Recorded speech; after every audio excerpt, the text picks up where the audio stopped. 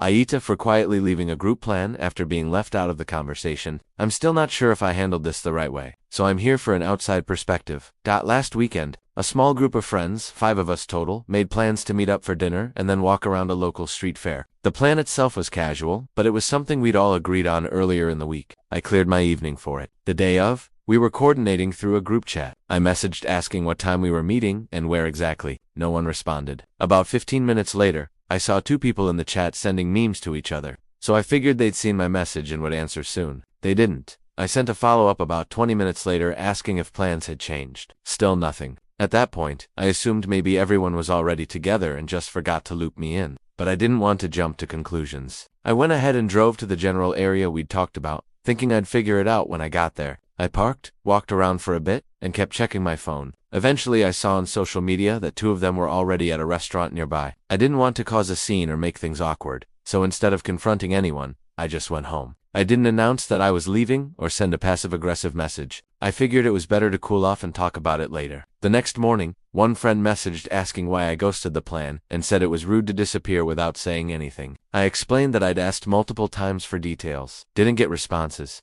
and didn't feel comfortable showing up uninvited once it seemed like things had already started without me. They said I should have spoken up more directly, and that leaving without saying anything made it look like I didn't care. I said it felt like I was already being sidelined, and I didn't want to beg for attention. Now the group feels a little tense. Some friends think I overreacted and should have just walked up to them anyway, while others say it's reasonable not to chase people who aren't responding. I didn't intend to punish anyone, I just didn't want to force myself into a situation where I clearly wasn't being included. AITA for leaving quietly instead of pushing my way into the plan.